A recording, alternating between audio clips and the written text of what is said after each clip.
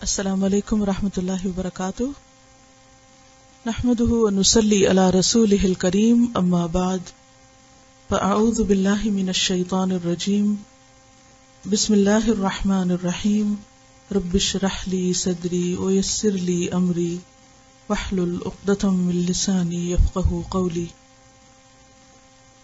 باب ہے حق الجار،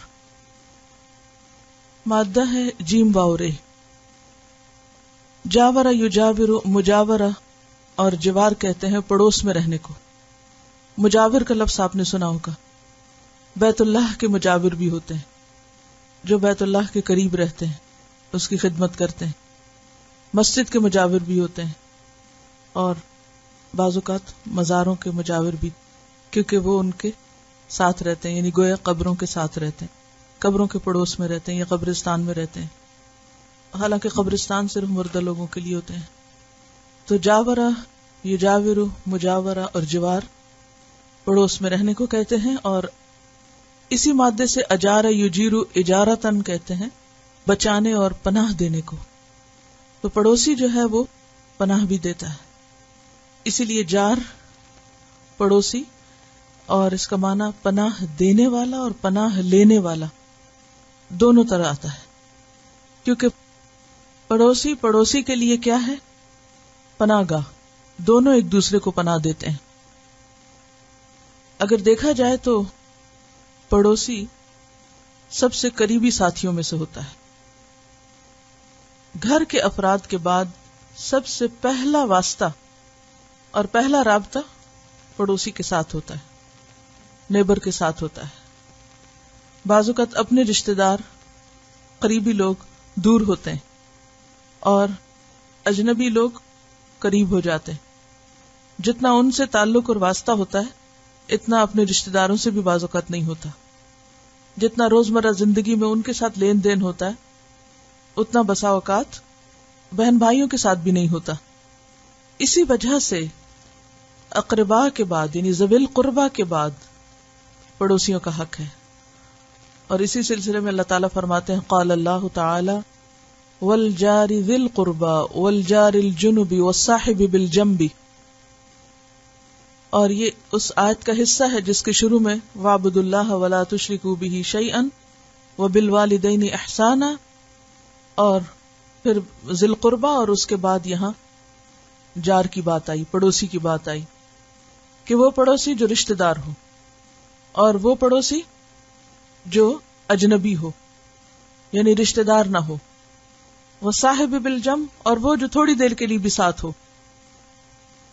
تو اس سے پتہ یہ چلتا ہے کہ پڑوسی تین قسم کے ہوتے ہیں۔ ایک وہ جو جس کا گھر ہمارے گھر کے ساتھ ہوتا ہے اور وہ رشتہ دار بھی ہوتا ہے، اور دوسرا وہ جو ساتھ ساتھ تو رہتا ہے لیکن رشتہ داری نہیں ہوتی، تو اس کو جار الجنب کہا گیا، اجنبی ہمسایہ، جس سے خون کا رشتہ نہیں، تعلق داری نہیں۔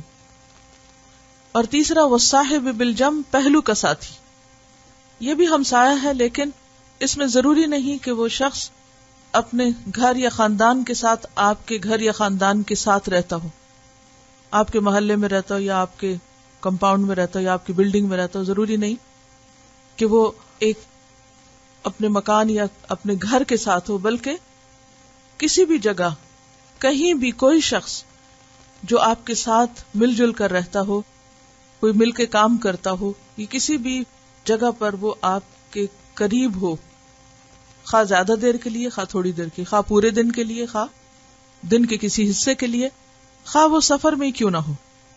تو یہ جو تیسرا حصہ ہے وہ صاحب بالجنب، اس میں مسافر بھی آ جاتے ہیں، یعنی جس کی سیٹ آپ کے ساتھ ہو، خواہ وہ ورک پلیس ہو، خواہ وہ کوئی ٹرین ہو یا کوئی جہاز ہو یا کسی ڈاکٹر کا کلینک ہو، کہیں پر بھی آپ کے ساتھ بیٹھنے والے آپ کے ساتھی بن جاتے ہیں۔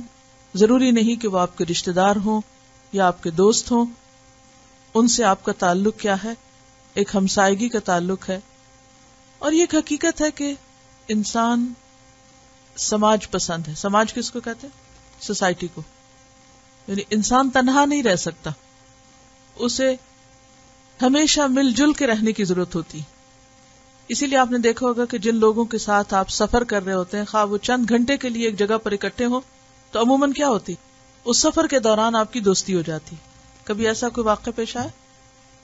مثلا آپ نے اکٹھے حج عمرہ کیا، یا پھر یہ کہ اکٹھے کہیں ٹریول کیا، اور پھر بعد میں ساری زندگی کے لیے ان لوگوں کے ساتھ دوستی کا ایک تعلق ہو گیا.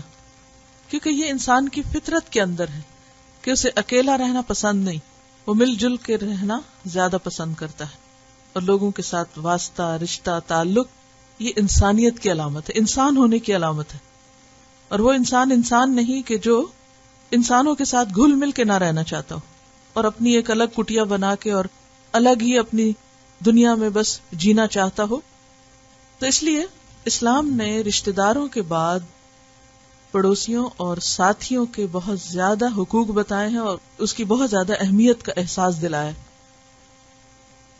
تو انسان کہیں پر بھی کسی کے ساتھ مل کر کوئی کام کر رہا ہو، خواہ وہ رشتہ دار ہو یا نہ ہو، خواہ وہ آپ کا ہم مذہب ہو یا نہ ہو، آپ کے رنگ کا یا زبان بولنے والا ہو یا نہ ہو، کوئی بھی انسان، خواہ وہ کسی بھی قوم، گروہ، قبیلے، علاقے، رنگ، نسل، زبان سے تعلق رکھتا ہو، جس کے ساتھ بھی آپ مل کر زندگی بسر کریں، کوئی کام کریں، اکٹھے رہیں، وہ آپ کا ساتھی اور پڑوسی ہے اور اس کے آپ پر حق ہے اور اس کا خیال رکھنا آپ پر لازم ہے. اور ایسا کیوں ہے؟ تاکہ ایک پرامن معاشرہ وجود میں آئے. انسان کا لفظ انس سے نکلا ہے، انسان انسانوں سے انس پاتا ہے، انسان کی ضرورت ہے، انسان کے اندر انسان کے قریب رہنا اس کی فطرت میں ہے، اور انسانوں سے کٹ کر بالکل تنہا الگ تھلگ رہنا یہ فطرت کے خلاف ہے. اسی لیے ہمارے دین میں رہبانیت نہیں، اور دین کے نام پر بھی تنہا ہونے کا کوئی جواز نہیں. دنیا میں تو انسان اپنے کام کاروبار کے لیے، اپنے بزنسز کے لیے کیا کرتے ہیں؟ آپس میں اکٹھے ہو جاتے ہیں. دین کے لیے بھی لوگ اکٹھے ہوتے ہیں. مسجد کا کانسیپٹ یہی ہے کہ لوگ مل کر عبادت کریں. اگر ہر روز ممکن نہ ہو تو کم از کم ہفتے میں ایک دفعہ ضرور ملیں، رمضان کے مہینے میں ملیں، عید کے موقع پر ملیں. تو اسلام کس کو پسند کرتا ہے؟ اجتماعی زندگی کو، مل جل کر رہنے کو. اور اس میں دین کی خاطر بھی خاندان، رشتہ دار، دوست، پڑوسی چھوڑ کے کہیں تنہا جنگلوں میں نکل جانے کو زیادہ ثواب کا کام نہیں بتایا گیا. شادی کرنا عبادت قرار پایا اور شادی نہ کرنا دینی عمل قرار نہیں پایا. یعنی بغیر شادی کے یہ سوچ کے زندگی بسر کرنا کہ اس میں زیادہ اجر و ثواب ہے اور زیادہ پاکیزگی ہے، تو اسلام اس کے خلاف ہے. اس میں پاکیزگی نہیں. پاکیزگی کے لیے کیا کہا گیا؟ کہ نکاح کرو. تو اوور آل جو اسلام کا مزاج ہے وہ کیا ہے؟ کہ انسان انسان کی قدر کرے، انسان انسان کی رعایت کرے، انسان انسان کے دکھ درد میں شریک ہو، انسان انسان کے لیے ہمدردی کا پیغام ہو، ایک دوسرے کے لیے باعث سکون ہو. لیکن ہم دیکھتے ہیں کہ ہمارے معاشرے میں دونوں طرح کے لوگ پائے جاتے ہیں. کچھ لوگ ایسے ہوتے ہیں کہ جو دوسروں کی رعایت کر کے جیتے ہیں، اور کچھ لوگ ایسے ہوتے ہیں کہ جو صرف اپنی رعایت کرنا جانتے ہیں، دوسروں سے ان کا کوئی تعلق نہیں ہوتا. تو لوگوں کی دو قسمیں ہوتی. کون کون سی؟ ایک وہ جو دوسروں کی رعایت کر کے جیتے ہیں، اور دوسرے وہ جو صرف اپنی رعایت جانتے ہیں. ایک وہ جو دوسرا کا حق دے کے جیتے ہیں، اور ایک وہ جو صرف اپنا حق جانتے ہیں. دوسروں کی رعایت کرنے کا کیا مطلب ہے؟ انسان کوئی ایسی بات یا ایسا کام نہ کرے جس سے دوسروں کو تکلیف پہنچے، جس سے دوسرے کے جذبات مجروح ہوں، جس سے دوسرے کے لیے پریشانی ہو، جس سے دوسروں کے لیے کوئی مسئلہ پیش ہو جائے. انسان کو دنیا میں اس طرح جینا ہے کہ وہ خود بھی جیے پرسکون طریقے سے اور دوسروں کو بھی جینے دے. یہ دنیا دراصل تیاری ہے کس بات کی؟ جنت میں جانے کی. جنت ایک پرسکون جگہ ہے جہاں پرسکون لوگ ہی جائیں گے، جو خود بھی سکون سے رہنا جانے اور دوسروں کو بھی سکون سے جینے دے. اور یہ اسی وقت ہو سکتا ہے کہ جب انسان اپنے آپ کو کنٹرول کرنا جانے، کہ کہ اپنی زبان کو غیر محتاط طریقے سے استعمال نہ کرے، حتیٰ کہ اپنے جسم کے تاثرات سے بھی دوسرے کو ہراساں نہ کرے، ایسی نظر سے کسی کو نہ دیکھے جس سے وہ دوسرے کو خوف زدہ کرے، ایسا جسچر نہ ہو، ایسا انداز نہ ہو، حتیٰ کہ بات کرتے وقت ہاتھوں کا، زبان کا، چہرے کا تاثر ایسا نہ ہو کہ جو دوسرے کو اذیت میں مبتلا کرے۔ بعض اوقات ہمیں خود پتہ ہی نہیں چلتا کہ ہم اپنی بعض معصوم حرکتوں سے دوسروں کے لیے اذیت کا باعث بن جاتے ہیں، کیونکہ آگے حدیث میں آ رہا ہے کہ وہ شخص جنت میں نہیں جائے گا جس سے اس کا ہمسایہ اس کی اذیتوں سے محفوظ نہ ہو۔ تو بے حد ضروری ہے کہ خواہ کوئی تھوڑی دیر کے لیے ہمارے ساتھ ہو یا زیادہ دیر کے لیے، ہم اپنی ذات کی اذیت سے اس کو بچائیں، ہر اس کام سے بچیں جس سے دوسرے کو اذیت ہو، خواہ وہ کوئی ایکشن ہو، خواہ وہ کوئی بول ہو، خواہ وہ کوئی دیکھنے کا انداز ہو، خواہ وہ چلنے کا انداز ہو، خواہ وہ لین دین کا کوئی طریقہ ہو، کچھ بھی ہو، خواہ وہ اٹھانے رکھنے کی حد تک ہی معاملہ کیوں نہ ہو، کیونکہ بسا اوقات ہم اور کچھ بھی نہیں کرتے، صرف اپنی چال سے دوسروں کو اذیت دیتے۔ کیسے؟ چال سے کیسے اذیت ہو سکتی کسی کو؟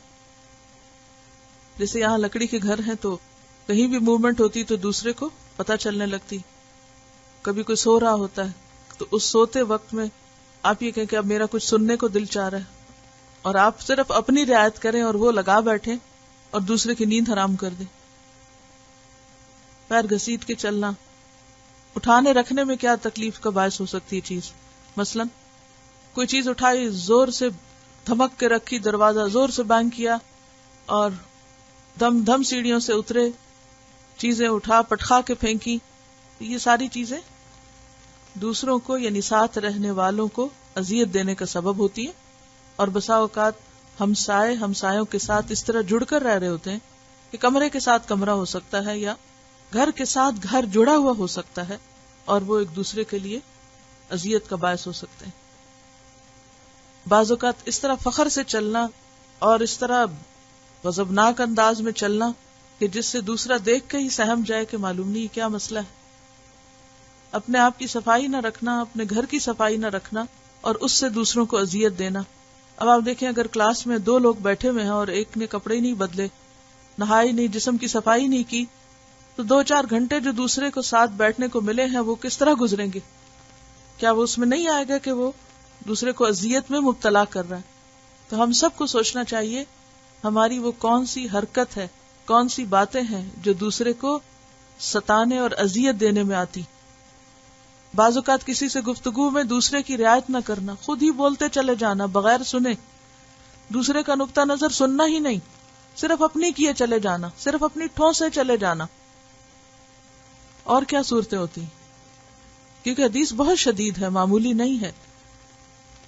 لاؤڈ میوزک بھی اسی میں آتا ہے۔ اگر کوئی شریعت، دین، تعلیم نہ بھی ہو تو انسان کو خود اللہ نے عقل نہیں دی کہ ان باتوں کو سمجھے کہ جو چیز کسی کی مجھے اذیت دے رہی ہے مجھے اسے دوسرے کے ساتھ نہیں کرنا۔ اگر صرف اتنا ہی کرائیٹیریا انسان رکھ لے تو بہت سی مشکلوں سے نکل آئے۔ جب کوئی سو رہا ہو یا کوئی نماز پڑھ رہا ہو اور اس وقت لاؤڈلی پاس باتیں کرنا شروع کر دیں کہ اس کی نماز میں خلل ہو یا نیند میں خلل ہو، یہ تمام چیزیں اذیت دینے میں آتی ہیں۔ تو خلاصہ یہ ہے کہ انسان کا تعلق اپنے خاندان کے بعد سب سے پہلے جس سے بھی ہو اور جتنا زیادہ ہو، فاصلے کے اعتبار سے قریب، کام کے اعتبار سے قریب، انٹریکشن کے اعتبار سے قریب، اس کا ہم پر اتنا ہی زیادہ حق بنتا ہے، خواہ وہ کسی بھی رنگ نسل سے تعلق رکھتا ہو۔ حدیث نمبر 189 عن عبد اللہ بن عمرو قال قال رسول اللہ صلی اللہ علیہ وسلم خیر الاصحاب عند اللہ خیرهم لصاحبہ وخیر الجیران عند اللہ خیرهم لجارہ، رواہ الترمذی کتاب البر والصلۃ۔ سیدنا عبداللہ رضی اللہ عنہ سے روایت ہے، رسول اللہ صلی اللہ علیہ وسلم نے فرمایا، اللہ تعالیٰ کے ہاں ساتھیوں میں سب سے بہتر ساتھی وہ ہے جو اپنے ساتھی کے لیے بہتر ہو، اور پڑوسیوں میں سب سے بہتر پڑوسی وہ ہے جو اپنے پڑوسی کے حق میں بہتر ہو۔ تو گویا ایک اچھے انسان کی پہچان کیا ہے؟ یہ نہیں کہ وہ خود اپنے آپ کو کیا سمجھے ہوئے. اپنے آپ کو تو ہر ایک اچھا ہی سمجھتا ہے. اگر ہم کسی ایسی غلط فہمی یا خوش فہمی کا شکار ہیں کہ خود کو بڑی چیز سمجھے ہوئے ہیں یا اپنے آپ کو بڑا ہی عقل مند سمجھتے ہیں اور بڑا ذہین سمجھتے ہیں اور دوسروں کے مقابلے میں بڑا انٹلیکچوئل سمجھتے ہیں یا کسی بھی اعتبار سے اپنے آپ کو بہترین جانتے ہیں، تو یہ بہترین ہونے کی علامت ہرگز نہیں. اس بھول سے اور غلط فہمی سے نکل جانا چاہیے. یہ معیار نہیں ہے، کرائیٹیریا نہیں ہے. کیا کہ ہم خود کو کیا لگتے ہیں. تو کسی انسان کے اچھے ہونے کا معیار یہ نہیں کہ وہ خود اپنے بارے میں اپنے لیے کیا رائے رکھتا ہے. اس کے اچھے ہونے کا معیار کیا ہے کہ اس کے ساتھی اس کے بارے میں کیا رائے رکھتے ہیں. جو لوگ اس کے ساتھ رہتے ہیں وہ اس کے بارے میں کیا کہتے ہیں. ایک اچھے شوہر کی پہچان کیا بتائی گئی؟ خیرکم خیرکم لأہلہ وَأَنَا خَيْرُكُمْ لِأَهْلِي. تم میں سب سے اچھا وہ ہے خیرکم خیرکم لأہلہ، جو تم میں سب سے زیادہ اپنے گھر والوں کے لیے اچھا ہے. وَأَنَا خَيْرُكُمْ لِأَهْلِي، اور میں تم میں سب سے زیادہ اپنے گھر والوں کے لیے اچھا ہوں. اچھا وہ ہے جسے اس کے ساتھی اچھا کہیں، جسے اس کے دوست اچھا کہیں کہ میرا دوست بہت اچھا ہے، میرا ہمسایہ بہت اچھا ہے، میرا کلیگ بہت اچھا ہے، میرے گروپ کے لوگ بہت اچھے ہیں، میں ان کی کمپنی کو بہت اچھی طرح انجوائے کرتا ہوں. تو خیر الاصحاب عند اللہ خیرہم لصاحبہ. اور پھر اچھا وہ ہے جو اللہ کی نظر میں اچھا ہے، اور اللہ کے نزدیک وہ اچھا ہے جسے اس کے پڑوسی اچھا سمجھیں، اور وہ برا ہے جسے اس کے ہمسائے، اس کے نیبرز برا سمجھے.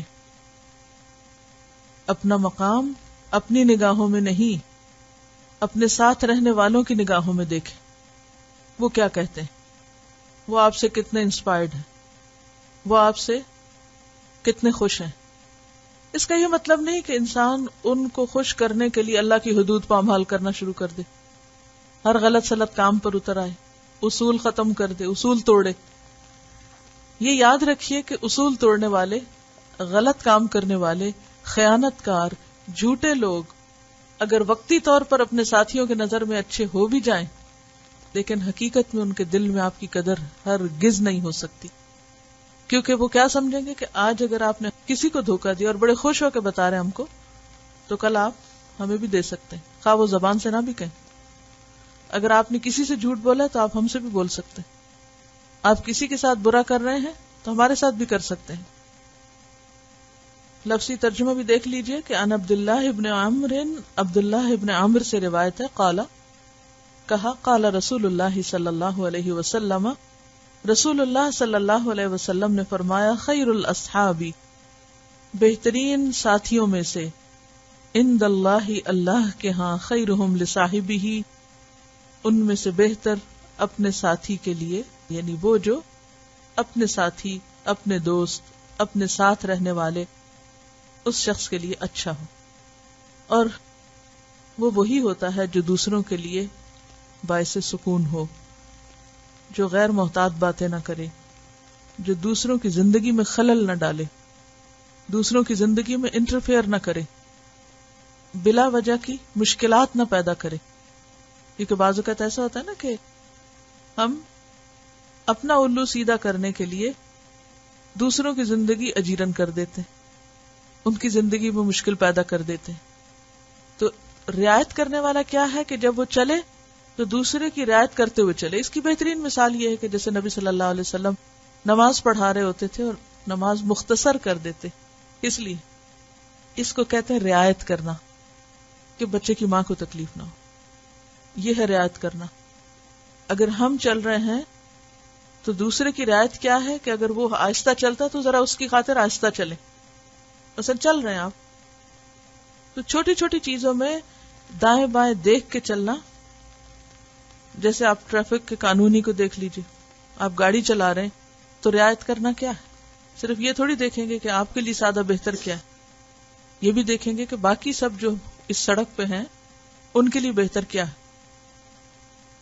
اور وہاں تو ایک مجبوری کے تحت انسان بھلا مانس بن جاتا ہے، لیکن اللہ کے نزدیک اچھا وہی ہے کہ جو دل کے احساس کے ساتھ دوسرے ساتھ چلنے والوں کی رعایت کرتے ہوئے آگے بڑھے. ایک اور حدیث میں آتا ہے کہ مسلمان کی خوش بختی اور سعادت، مسلمان کی خوش بختی، خوش قسمتی اور سعادت 3 چیزوں میں ہے. نیک پڑوسی، وسیع مکان یعنی گھر کھلا ہو، تنگ گھر نہ ہو، اور آرام دہ سواری. تو جس کے پاس یہ 3 چیزیں ہوں، کون سی؟ نیک پڑوسی، وسیع مکان، آرام دہ سواری. سوچئے زندگی کتنی پرسکون ہو سکتی. یعنی جس کے پاس یہ 3 نعمتیں ہیں وہ دنیا کا خوش قسمت ترین انسان ہے، اگر ساتھ ایمان بھی ہے، اسلام بھی ہے. کیونکہ اسلام کے بغیر تو بہت سے لوگوں کے پاس یہ تینوں چیزیں ہو سکتی ہیں، لیکن اللہ کی پہچان ہو، بندہ اللہ کے حقوق ادا کرتا ہو، اور اس کے بعد دنیا میں اس کے پاس ایک آرام دہ زندگی کا سامان ہو جو اس نے حلال طریقے سے حاصل کیا ہو، جس میں کوئی قباحت نہیں. ایک دعا بھی ہے، اللہم اغفر لی ذنبی ووسع لی فی داری وبارک لی فی رزقی. تو یہ وسع لی فی داری جو ہے، گھر کے اندر کی وسعت، یہ خوش قسمتی کی علامت ہے. تو خیر الاصحاب عند اللہ خیرہم لصاحبہ، وخیر الجیران، اور پڑوسیوں میں سے بہترین پڑوسی عند اللہ، اللہ کے ہاں، یعنی درجے اور مقام کے اعتبار سے خیرہم لجارہ، جو اپنے پڑوسیوں کے حق میں بہت اچھا ہے. تو یہ حدیث ہم سب کے لیے ایک میزان ہے کہ ہم اپنے ہمسایوں کے لیے کیسے ہیں، اور وہ ہمارے بارے میں کیا کہتے ہیں. کیا ہم ان کے امن اور سکون میں خلل ڈالنے والے ہیں؟ کیا ان کی زندگی میں کوئی مشکل کھڑی کرنے والے ہیں، یا ہم ان کے لیے باعث رحمت ہیں؟ اچھا پڑوسی ہونا اچھا انسان ہونا ہے. السلام علیکم. یہ جو شروع میں بات کی گئی تھی کہ انسان کے اچھے ہونے کا معیار یہ نہیں ہے کہ وہ خود کو کیسے سمجھتا ہے. کل ایک کوٹ کسی نے بتایا تھا کہ if you aim to do good things you will attain greatness, but if you aim to do great things you will attain ruin. So do good things so that you can do great things. ایسا ہی کوٹ تھا. مطلب کہ اچھا کام کرنے کا سوچیں تاکہ دوسروں کی نظر میں بھی اچھے ہو جائیں، اور اگر ہم اسی بات کو سوچتے رہیں گے کہ ہم دوسروں کی نظر میں اچھے ہو جائیں، ہم گریٹ بن جائیں دوسروں کی نظر میں، تو you will attain ruin. جو مجھے سمجھ آئی اس سے وہ یہ ہے کہ بڑا انسان بننے کے لیے بڑے کام کرنا ضروری نہیں، بڑا انسان بننے کے لیے اچھے کام کرنا فائدہ مند ہے. یعنی بعض اوقات ہم کیا سوچتے رہتے ہیں، ہم کوئی بہت بڑا کام کریں، بہت بڑا تیر ماریں، کوئی کارنامہ کر کے جائیں دنیا سے، سوچتے ہیں نا، اور اس چکر میں چھوٹے کوئی کام ہو تو ان کو خاطر میں نہیں لاتے، انہیں کام ہی نہیں سمجھتے، اور نتیجہ کیا ہوتا ہے، نہ ادھر کے رہے نہ ادھر کے رہے، نہ ہی تو آج تک بڑا انسان بن سکے اور نہ ہی کوئی کام کیا، اور زندگی ضائع کر کے بیٹھ گئی، روئن کر دی. تو بہتر کیا ہے کہ ہر وقت اس بات کی فکر میں رہیں کہ کیا خیر اور بھلائی کا کام ہے جو اللہ نے میرے حصے میں ڈال دیا ہے. کیونکہ اللہ نے دنیا کا نظام اس طرح رکھا ہے نا کہ مختلف لوگوں کے مختلف رولز رکھے ہیں، سب کو ایک کام نہیں کرنا. کچھ کام بظاہر بڑے خوش نما نظر آتے ہیں، بڑے نمایاں اور بہت رونق والے، اور کچھ ایسے نہیں ہوتے. عموماً ہم جب لوگوں کی نظر میں مقام تلاش کرتے ہیں تو کن کاموں کے ذریعے؟ جو بڑے خوش نما ہیں، لیکن ان کو بھول جاتے ہیں جو اس سے بھی زیادہ اجر و ثواب والے ہیں، لیکن بظاہر آپ کو کوئی بہت بڑا انسان نہیں دکھاتے. ایسے میں ان چیزوں کے پیچھے جانا جو ہمارے بس میں نہیں لیکن بظاہر ہمیں بڑا خوشنما باغ نظر آتی ہیں، یہ ایک بہت خوشنما چیز نظر آتی ہے کہ جس کے پیچھے انسان بھاگتا رہے اور بھاگ بھاگ کے ہلاک ہو جائے اور وہ پھر بھی ہاتھ نہ آئے، تو ان چانسز کو اویل کریں، ان اپرچونٹیز کو دیکھیں جو آپ کے دائیں بائیں بکھری ہوئی ہیں، جن کے ذریعے آپ بہت ساری اچھائی کما سکتے ہیں. مثلا راہ چلتے ہوئے اگر آپ نے کسی تکلیف دینے والی چیز کو اٹھا لیا تو آپ نے ایک اچھا کام کیا. ہو سکتا ہے کہ آپ نے اپنے ایک فطری نیکی کے شوق میں کر لیا ہو اور کسی نے نہ دیکھا ہو، لیکن ہو سکتا ہے کہ کوئی دور کھڑا دیکھ کے متاثر ہو رہا ہو آپ سے، تو وہ گریٹنس اس میں نہیں کہ آپ نے کوئی بہت بڑی پینٹنگ لگا دی کہیں اور اس سے لوگ واہ واہ کریں تو آپ بڑے نظر آئیں گے. بعض اوقات آپ کے اس چھوٹے عمل کی جو آپ نے بہت ہی معمولی کیا ہو، وہ لوگوں کے دل کو ایسی لگتی ہے کہ کوئی اس کا تصور نہیں کر سکتا. وہ ایسی قدردانی پیدا کرتی ہے وہ چھوٹی سی نیکی کہ اس کے مقابلے میں ایک بہت بڑی چیز جس کا مقصود اور مطلوب پیچھے اپنی خود نمائی ہو یا بڑا بن کے دکھانا ہو، اس سے وہ حاصل ہو ہی نہیں سکتا. السلام علیکم. میں نے پرسوں ہیلن کیلر کا ایک نوٹ پڑھا تھا جو مجھے اچھا لگا. I am only one but I still am one. I cannot do everything, but still I can do something. I will not refuse to do the something I can do. Helen Keller. اور Helen Keller کی مثال میرے خیال ہے سبھی کو پتا ہے کہ اس کے پاس وہ سب کچھ نہیں تھا جو ہمارے پاس ہے، جسے ہم کئی گنا زیادہ استعمال کر کے بہت کچھ کما سکتے ہیں، لیکن ہم ہاتھ پہ ہاتھ رکھ کے انتظار میں بیٹھے رہتے ہیں کہ کوئی گریٹ کام ہماری قسمت میں ہو تو پھر ہم چھلانگ لگا کے اونچے پہنچ جائیں، کہیں جمپ لگا کے.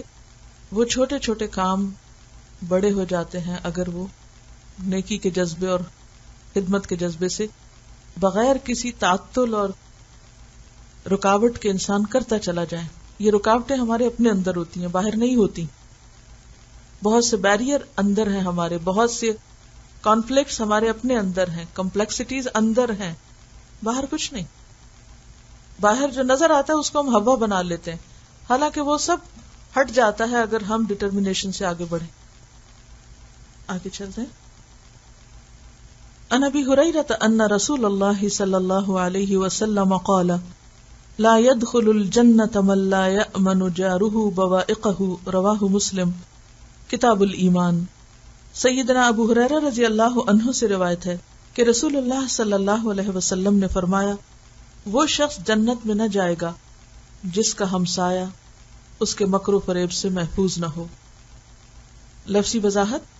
ان ابی ہریرہ، ابو ہریرہ سے روایت ہے، ان رسول اللہ، بے شک رسول اللہ صلی اللہ علیہ وسلم نے، قال فرمایا، لا يدخل الجنت، جنت میں داخل نہ ہوگا، من وہ جو لا یأمن نہیں امن میں آتے، جارہ اس کے پڑوسی، بوائقہ اس کی اذیتوں سے، اس کے چالوں سے، اس کے مکر و فریب سے. رواہ مسلم، اسے مسلم نے روایت کیا ہے کتاب الایمان، کتاب الایمان میں. اس حدیث میں جنت میں داخلے کو ممنوع قرار دیا گیا. کس کے لیے؟ شر پسند شخص کے لیے، اذیت دینے والے شخص کے لیے. بخاری کی ایک اور حدیث ہے جو مزید اس کی وضاحت کرتی ہے اور تھوڑی اور ڈیٹیل میں ہے کہ رسول اللہ صلی اللہ علیہ وسلم نے فرمایا، واللہ لا یؤمن، واللہ لا یؤمن، واللہ لا یؤمن. قیل من یا رسول اللہ؟ قال الذی لا یأمن جارہ بوائقہ. فرمایا وہ ایمان والا نہیں، وہ ایمان نہیں لاتا، وہ ایمان نہیں لاتا، وہ ایمان نہیں لاتا. پوچھا گیا کون ہے اللہ کے رسول صلی اللہ علیہ وسلم، کس کا ایمان نہیں، کون مومن نہیں؟ قال فرمایا، الذی وہ شخص، لا یأمن جارہ بوائقہ جس کا پڑوسی اس کے شر سے محفوظ نہیں، اس کا ایمان ہی نہیں، اس کا ایمان ہی مشتبہ ہو گیا، ایمان خلل میں پڑ گیا، شبہ میں پڑ گیا. جس نے اپنے ہمسایوں کو، اپنے ساتھیوں کو دکھ دینا نہ چھوڑا، کیونکہ ایسا انسان انسانی جذبے سے آ رہی ہے، اس کے اندر انسانیت ہی نہیں، جسے کسی کی تکلیف کا احساس نہیں، جو دوسروں کو دکھ دینے سے باز نہیں آتا. اور اذیت دینے میں زبان سے اذیت دینا، اپنے رویے سے اذیت دینا، مختلف کاموں اور مختلف طریقوں سے اذیت دینا، دوسرے کو ہرٹ کرنے، دکھ دینے، اذیت دینے کا کوئی بھی انداز ہو سکتا ہے. اس سے پہلے بھی میں نے ذکر کیا کہ بعض اوقات ہم منہ سے بولتے کچھ نہیں، لیکن اپنی نظریں، اپنے لکس، اپنی شکل، اپنے جسچر اور اپنی چال اور اپنے رویے سے دوسرے کے لیے مصیبت بن جاتے ہیں. اور پھر اگر کوئی کہے کہ آپ ایسا نہ کریں تو کہتے ہیں ہم نے تو کچھ نہیں کہا، معصوم بن جاتے ہیں، کچھ کہا ہی نہیں. کوئی زبان سے کہہ دے تو وہ بھی تکلیف دہ ہے، لیکن زبان سے زیادہ کیا مار تکلیف دے؟ کون سی چیز زیادہ تکلیف دے؟ ایٹیٹیوڈ، رویہ، طرز عمل، معاملہ. اگر آپ منہ پھلا کے پھر رہے ہیں لوگوں کے بیچ میں، نہ آپ کے چہرے پہ اسمائل ہے، نہ آپ کسی سے بات کر رہے ہیں، کیا آپ اذیت نہیں دے رہے؟ کیا یہ اذیت نہیں؟ بتائیے، بولیے. لیکن ہم کبھی نہیں سوچتے کہ یہ بھی اذیت، اور اس میں عام طور پر خواتین بالکل کیئر نہیں کرتی. مثلا شوہر سے کوئی ناراضگی ہوگی، اب معصوم بچوں کو خبر ہی نہیں کہ بھی قصہ کیا ہے، اب سارا غصہ غضب نکل رہا ہے بچوں کے اوپر، ساری فرسٹریشن کا شکار بچے. کہاں سے ہم اس کو جسٹیفائی کر سکتے ہیں؟ کہاں سے؟ کیا اللہ کو حساب نہیں دینا ہوگا؟ اب جس کو خبر ہی نہیں کہ آپ پہ کیا گزری، اس کو آپ اپنے موڈز کیوں دکھا رہے ہیں؟ اگر آپ کو کوئی تکلیف ہے تو آپ بول کے بتائیں کہ میں تکلیف میں ہوں اور مجھے کسی انسان نے تکلیف پہنچائی ہے، تم اس وقت مجھے تنہا چھوڑ دو حتیٰ کہ میں ٹھیک ہو جاؤں. بتائیں دوسرے کو، کیونکہ بعض اوقات قصور کسی کا ہوتا ہے، بھگتنا کسی اور کو پڑتا ہے، اور پھر یہ معمول بن جاتا ہے، بعض اوقات عادت بن جاتی ہے. آپ کو پتہ ہے کہ مسکرانا بھی ایک عادت ہوتا ہے، اور موڈ آف کیے رکھنا بھی ایک عادت بن جاتا ہے. پتہ ہی نہیں چلتا کہ ہم کس حال میں پھر رہے ہیں، اور ایک مستقل عادت بنی چلی جاتی ہے، اور مستقل طور پر ہم دوسرے کے لیے اذیت کا سامان پیدا کیے رکھتے ہیں. حالانکہ جو کچھ دل میں ہو، جو ناراضگی ہو، جو غصہ ہو، اس کے حد لمٹ 3 دن ہے بس. 3 دن کے بعد آپ ختم کریں اس کو. سوگ کی مدت 3 دن ہے، ناراضگی کی مدت 3 دن ہے، کیونکہ 3 دن کے اندر انسان کو سوچنے اور غور کرنے کا موقع مل جاتا ہے، اور اس کے بعد وہ چیزیں نارمل ہو جاتی ہیں. اور نارمل ہونا چاہیے، کیونکہ اصل چیز ہے نارمل طریقے سے رہنا، ایک معتدل انسان کی حیثیت سے رہنا. یہ نہیں کہ آپ اتنے ہائپر ہو جائیں کہ آپ ہنس ہنس کے پاگل ہو جائیں، اور دوسرے وقت میں اتنے ہائپر ہو جائیں کہ رو رو کے یہ موڈ آف کر کر کے دوسرے کو اذیت دیں. تو زندگی گزارنے کا آسان طریقہ کیا ہے؟ اعتدال. نہ خوشی میں بہت اونچے جائیں اور نہ غم میں بہت اونچے جائیں، نہ غصے میں بہت اونچے جائیں اور نہ ہی کسی مہربانی میں بہت اونچے جائیں. اتنا ہی مہربان رہیں جتنا آپ مینٹین کر سکیں. اور ہمارے لیے بہترین مثال نبی صلی اللہ علیہ وسلم کی مثال ہے. کیونکہ عام طور پر جب ہم یہ بات پڑھتے ہیں نا کہ ہمسائے کو تکلیف دینا جو ہے بہت بری بات ہے، اب ہم بھول جاتے ہیں کہ ہمارے آس پاس رہنے والے بھی ہمارے ہی ہمسائے ہیں. خواہ ہم کسی کام کی جگہ پر اکٹھے ہیں، خواہ سفر میں اکٹھے ہیں، یا کہیں پر بھی. اسی لیے آپ دیکھیے کہ جیسے آپ مثلا کسی ویٹنگ ایریا میں بیٹھے ہوئے ہیں، تو بعض اوقات ویٹنگ ایریا میں بیٹھتے کچھ لوگوں کو گھورنا شروع کر دیتے ہیں دوسروں کو. اب اس سے کیا ہوگا؟ ہمسائے کو تکلیف ہوگی یا نہیں؟ ہوگی نا. آپ یا تو اپنا کام کریں، اگر کسی سے نگاہ ملے تو اسمائل کریں یا کوئی بات کریں، یا اپنے جیسر سے آپ بتائیں کہ ہم کیئر کریں. مجلس کے آداب کیا ہیں کہ جب کوئی نیا شخص آئے تو کیا کرو؟ اس کے لیے جگہ بناؤ، اور اگر جگہ نہیں ہے تو بھی اپنی جگہ سے ذرا سا ہل جاؤ، سمٹ جاؤ، تاکہ اس کو آپ کے رویے سے پتا چلے کہ آپ نے دوسرے کی کیئر کی. لیکن یہ چھوٹی چھوٹی باتیں عموماً ہم ان کا دھیان ہی نہیں رکھتے. فرسٹریشن کوئی اور ہوتی ہے، غصہ کسی اور پہ ہوتا ہے، اور نکل کسی اور پہ رہا ہوتا ہے. یہ تو عدل انصاف نہیں ہے. اور پھر آپ دیکھیے کہ ایک اور جگہ پر فرمایا، من کان یؤمن باللہ والیوم الآخر فلیحسن الی جاری. جو اللہ اور یوم آخرت پر ایمان رکھتا ہے اسے چاہیے کہ اپنے ہمسائے کے ساتھ احسان برتے. یہاں بھی ایمان کے ساتھ احسان کو جوڑ دیا گیا. ایک اور حدیث میں آتا ہے، من کان یؤمن باللہ والیوم الآخر فلا یؤذی جارہ. جو اللہ اور یوم آخرت پر ایمان رکھتا ہے اسے چاہیے کہ اپنے پڑوسی کو اذیت نہ دے، دکھ نہ دے، تکلیف نہ دے. بوائق کا لفظ جو ہے نا، یہ ایک بہت جامع لفظ ہے، صرف اذیت کے لیے استعمال نہیں ہوتا.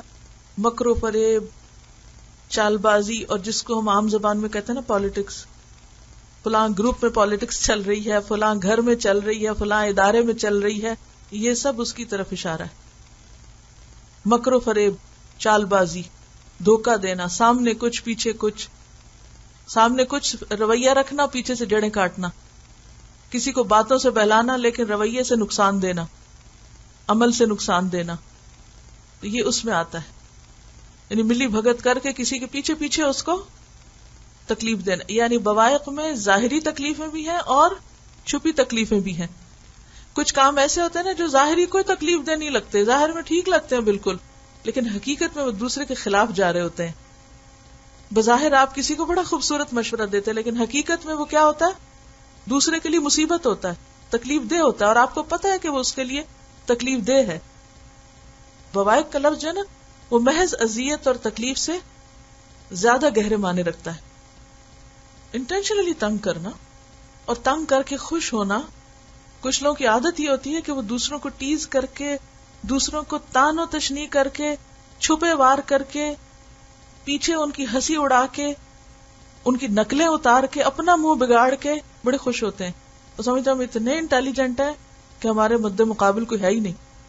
دیکھو کیسی نقلیں اتارتے ہیں ہم کسی کی, منہ ٹیڑھا کرنا اور آوازیں بدل کے کسی کی نقل اتارنا, اور یہ تمام چیزیں اس میں آتی ہیں. بھووں سے اشارے کرنا, آنکھیں مٹکا کے بات کرنا جو کسی کے خلاف جاتی ہو, یہ سب کچھ اس میں آتا ہے. لگائی بجائی کرنا. یہاں پر تو چونکہ ہمسائیگی میں آپ بہت ہی محفوظ ہمسایوں میں رہتے ہیں اور بڑے پرامن لوگوں میں, لیکن عموماً جن لوگوں کے دروازے آمنے سامنے ہوتے ہیں, تو اگر ان کی پالیٹکس آپ دیکھیں نا, بسا اوقات وہ ایک خاندان کے لوگوں کو آپس میں لڑا رہے ہوتے ہیں, اس گھر کی چپکے سے خبریں جو ہیں وہ کہیں اور پہنچا رہے ہوتے ہیں, ایک دوسرے کی جاسوسی کر رہے ہوتے ہیں, اسپائنگ کر رہے ہوتے ہیں, لگائی بجھائی کر رہے ہوتے ہیں, فتنے فساد. اور عموماً آپ نے دیکھا ہوگا کہ جو ہمسائے قریب قریب رہتے ہیں کوئی نہ کوئی ایسا شغل جاری رہتا ہے, کیونکہ شیطان کا کام یہی ہے کہ جہاں پر لوگ اکٹھے ہوں وہاں ان کے درمیان کوئی نہ کوئی فتنہ فساد ضرور ڈلوائے. یعنی ہر وہ چیز جو کسی کے سکون اور امن میں خلل ڈالے. شروع میں نے اس کی وضاحت کی تھی, کیونکہ یہ آیت کیا کہتی ہے کہ احسان کرو والدین کے ساتھ, رشتہ داروں کے ساتھ اور پڑوسیوں کے ساتھ. یعنی ہر اس کام سے بچو کہ جو دوسرے کو تکلیف میں مبتلا کرنے والا ہو. السلام علیکم. کیونکہ پڑوسی جو ہے بالکل وہ قریب رہتے ہیں اور ہر وقت ان سے واسطہ پڑتا ہے, تو اگر ان کی طرف سے کوئی تکلیف پہنچے تو وہ ہے کہ کانسٹنٹ قسم کی وہ چیز ہوتی ہے اور وہ زیادہ بادر کرتی ہے. میری ایک پھپھو رہا کرتی تھی شہر میں, تو ان کے بارے میں سنا ہوا کہ ان کے پڑوسی جو تھے, بہت ہی خاص طور پہ پڑوسن جو تھی, وہ ہر وقت کوئی نہ کوئی فتنہ کھڑا کرتی تھی کہ بہت ہی وہ پریشان ہو گئی, کہ یہاں تک کہ انہیں اپنا گھر چھوڑ کے وہاں سے دوسری جگہ پہ موو ہونا پڑا. اور بچوں کو تنگ کرنا, ان کے بچے جب اسکول جاتے تھے تو ان کے بارے میں کچھ نہ کچھ کہتی رہتی تھی. سنا ہے کہ میری پھپھو جو تھی وہ بیمار ہو گئی تھی اس کی باتیں سن سن کے, تو پھر سب نے یہ سجیسٹ کیا کہ آپ اس جگہ کو چھوڑ دیں کیونکہ پڑوسن ایسی ہیں, وہ تو ہر وقت کا ایک طرح جو ہے آپ کو ٹارچر ہے. بالکل. اب دیکھیں کہ بہت سے لوگ نفسیاتی بیماریوں کے شکار کیوں ہو جاتے ہیں, لوگوں کے رویے کی وجہ سے. کیونکہ بعض اوقات ایک شخص کا دوسرے پر ایک ہولڈ ہوتا ہے, یا دباؤ ہوتا ہے, یا اپر ہینڈ ہوتا ہے, تو وہ نیچے والوں کو پیس کے رکھ دیتا ہے, اور کچھ نہیں تو زبان کی اذیتوں سے ہی. عن ابن عباس یقول سمعت النبی صلی اللہ علیہ وسلم یقول لیس المؤمن الذی یشبع وجارہ جائع رواہ البخاری فی الادب المفرد. سیدنا ابن عباس رضی اللہ عنہما سے روایت ہے, میں نے نبی کریم صلی اللہ علیہ وسلم سے سنا کہ وہ شخص مومن نہیں جو خود تو پیٹ بھر کر کھائے اور اس کا ہمسایہ بھوکا ہو. لفظی وضاحت, عن ابن عباس, ابن عباس سے روایت ہے, یقول وہ کہتے ہیں, سمعت میں نے سنا, النبی نبی صلی اللہ علیہ وسلم سے, یقول آپ فرماتے تھے, لیس المؤمن نہیں ہے وہ مومن. اب یہاں بھی حدیث ایمان سے متعلق, پچھلی احادیث ان سب کا بھی تعلق ایمان سے تھا. بظاہر دیکھنے میں پڑوسی کے ساتھ معاملہ یعنی انسانی معاملہ, لیکن حقیقت میں وہ ایمانی معاملہ ہے. لیس المؤمن نہیں ہے وہ مومن, الذی وہ جو, یشبع پیٹ بھر کے کھائے, وجارہ اور اس کا ہمسایہ اس کے ساتھ رہنے والا, جائع بھوکا رہے. یعنی اسے دوسرے کے کھانے کا خیال ہی نہ ہو, صرف اپنے کھانے کی فکر ہو, صرف اپنا پیٹ بھر لے اور پھر بھول جائے کہ کسی اور کو بھی بھوک لگی ہوگی. اسے بخاری نے روایت کیا الادب المفرد میں. یہاں اگرچہ کھانے کی بات ہے, لیکن کھانا اہم ترین انسانی ضرورت ہے, اور اس کا تعلق تمام ضروریات سے ہے، یعنی اس کے بعد باقی ساری ضروریات بھی اس میں آ جاتی ہیں. ایک کھانا ہمارے جسم کو چاہیے ہوتا ہے اور ایک کھانا ہماری روح کو چاہیے ہوتا ہے. تو کسی کی بھوک کا احساس دراصل کیا ہے؟ اس کی ضرورت کا احساس کہ وہ ضرورت مند ہے، اور ہر ایک کی ضرورت مختلف ہوتی یا نہیں. کسی کو کھانا نہیں چاہیے ہوتا، کچھ اور چاہیے ہوتا ہے، ہمدردی کے 2 لفظ چاہیے ہوتے ہیں. کسی کو کھانا نہیں چاہیے ہوتا، محبت چاہیے ہوتی ہے، توجہ چاہیے ہوتی ہے. کسی کو کھانا نہیں چاہیے، اسے علم چاہیے. اب ایک شخص جو صرف اپنے کھانے اور اپنے سیکھنے کی فکر کرے اور اس کو یہ فکر نہ ہو کہ اس کے پڑوسی کا بچہ کس حال میں ہے، وہ بھی پڑھ رہا ہے یا نہیں، یعنی اپنے بچوں کو تو اچھے اسکول میں بھیج دے اور پڑوسی کے بچے گلیوں میں پھرتے رہیں، اور وہ گلیوں میں پھرنے والے بچے پڑوس کے بچے کو گاڑی پہ بیٹھ کے وہ دور اچھے اسکول پڑھنے جاتا دیکھیں تو ان کے دل پہ کیا گزرے گی؟ بعض اوقات ایسا بھی ہوتا ہے نا، ایک ہی خاندان میں لوگ مل جل کے رہتے ہیں. آپ نے دیکھا ہوگا پہلے لوگ حویلیوں کی شکل میں رہتے تھے، سارا خاندان ایک حویلی میں. مثلا ماں باپ ہیں، شادی ہوئی، ایک بچے کی شادی، اس کو ایک کمرہ دے دیا، ایک حصہ دے دیا، دوسرے کو دوسرا دے دیا. کھانا پکانا اکٹھا ہے، باقی سب اپنے اپنے گھروں میں رہ رہے ہیں، مل جل کے رہ رہے ہیں، سب اپنی اپنی کمائی کر رہے ہیں، ایک جگہ کچھ شیئر کرتے ہیں، کچھ اپنا اپنا رکھتے ہیں. ایسی بہت سی مثالیں گاؤں وغیرہ میں، شہروں میں. اگر آپ سوچیں تو جو لائف سٹائل ہے لوگوں کے اکٹھے رہنے کا، وہ اسی طرح ہے. اب نئے زمانے میں نئی چیزیں ہو رہی ہیں، لیکن عمومی طور پر یہ آپس کی ضروریات کو پورا کرنے کے لیے یا ایک دوسرے کی ضرورت ہوتے ہوئے، اگر بزنس اکٹھا ہے یا ویسے رہائش کے مسائل ہیں تو لوگ اکٹھے رہتے ہیں. اب کیا ہے، ایک گھر میں اگر 2 بھائی رہ رہے ہیں، دونوں کی آمدنی کا سورس فرق ہے، ایک امیر ہے دوسرا غریب ہے. اب ایک کے بچے کے لیے کھلونے بھی قیمتی آ رہے ہیں اور دوسرے محروم ہو کے دیکھ رہے ہیں. ایک جو ہے وہ اچھے اسکول میں جا رہا ہے اور دوسرا اس سے محروم ہے. ایک اچھے کپڑے پہن رہا ہے اور دوسرا محروم ہے. اس سے جو تفاوت یا فرق آتا ہے، اس سے جو غم اور دکھ اور جیلسیز پیدا ہوتی ہیں، یہ معمولی نہیں ہوتی. یہ پھر بہت دور تک ان کے اثرات ہوتے ہیں اور پوری شخصیت مسخ ہو کر رہ جاتی، ہیٹرڈ جنم لیتی ہے. ریاکشنری لوگ پیدا ہوتے ہیں جو ہر ایک سے انتقام لینا چاہتے ہیں. کس کا؟ ان سب کانشیس میں پائے جانے والے دکھوں اور غموں کا، کہ جس کا بدلہ پھر وہ ہر ایک سے لیتے ہیں. اور ایسی صورت میں کبھی بھی معاشرہ پرامن نہیں ہو سکتا. نبی صلی اللہ علیہ وسلم نے ہمسائے کے حقوق کو ایمان کے ساتھ ریلیٹ کر کے ہر مومن پہ لازم کر دیا کہ وہ صرف اپنے بارے میں نہ سوچے، اپنے علاوہ دوسروں کے بارے میں بھی سوچے. بحیثیت مومن ہمیں صرف اپنے لیے جینے کو نہیں بھیجا گیا، ہمیں دوسروں کے لیے بھی جینا ہے. اور اس کا آغاز کہاں سے ہوگا؟ اپنے قریب ترین سے ہوگا. ہمیشہ سوچا کریں آپ اپنے بچوں کے لیے کیا چاہتے ہیں. ہر شخص کی تمنائیں اور خوشیاں ہوتی ہیں نا اپنے بچوں کے لیے. میرا بچہ یہ بن جائے، میرا بچہ وہ ہو، میرا بچہ ایسا اور ویسا ہو. اور اسی لیے آپ نے دیکھا ہوگا مائیں جب بچوں کو پیار سے بلاتی ہیں کیسے کیسے نام دیتی، شہزادہ اور پتہ نہیں کیا کیا، پرنس. شہزادہ سمبل ہے کس چیز کا؟ انتہائی خوشحال زندگی گزارنے کا. تم تو شہزادوں کی طرح جی رہے ہو، شہزادوں کی طرح رہ رہے ہو. اب اپنے بچوں کو تم شہزادہ بنانا چاہیں اور ہمسائے کے بچے کے بارے میں کوئی فکر ہی نہ ہو. اپنا بچہ تو پڑھ رہا ہو، ہمسائے کے بچے کی جہالت کا خیال ہی نہ ہو. اپنے بچے کو تو ہم دین میں آگے بڑھائیں اور ہمسائے کے بچے کی دینداری کے بارے میں کوئی غم اور فکر ہی نہ ہو. تو ہمسائے کے ساتھ احسان ایسا احسان ہے جس کا بدلہ آپ پر دنیا میں بھی پلٹ آئے گا. اگر آپ چاہتے ہیں اپنے بچے کی بھلائی، دوسرے کے بچے کی بھلائی شروع کر دیں، یقیناً اللہ وہ بھلائی آپ ہی کی طرف پلٹا دے گا. کیونکہ عموماً یہ ہوتا ہے نا کہ جیسے اپنے بچے بھی ہیں، بھائی کے بچے ہیں، بہن کے بچے ہیں، تو اس میں ظاہر ہے کہ جو اپنا بچہ ہے وہ اپنا، حالانکہ بچے تو سبھی کے بچے ہوتے ہیں، لیکن جو اپنا ہے وہ اپنا ہے. اب مائیں کیا کرتی ہیں کہ جو اپنا ہے اس کو تو چھپا چھپا کے اور ادھر سے ادھر کر کر کے بھی خیر بھلائی کرتی رہتی ہیں، تو دوسرے کو اگنور کر دیتی. حالانکہ اپنے بچے کی طرف خیر اور بھلائی کا راز کیا ہے؟ دوسروں کو بھی پیار کریں اس وقت بھی جب ان کے ماں باپ سامنے نہ ہو. وہ سب آپ کی طرف بھلائی پلٹے گی. کر بھلا ہو بھلا، احسان کرو آپ کے ساتھ بھی احسان ہوگا. اور وہ میں نے پہلے ہی بتایا تھا نا، میرے استاد نے کہا تھا، ان کے پاس ایک خاتون آئی کہ بچہ کھاتا نہیں، کو وظیفہ بتا دیں. انہوں نے کہا کہ کسی اور کے بچے کو کھلاؤ، تمہارا خود ہی کھانے لگے گا. اصل میں جنت بہت وسیع ہے. کتنی وسیع؟ ارضها السماوات والارض. اتنی بڑی جنت لے کے کیا کریں گے؟ کیا کریں گے؟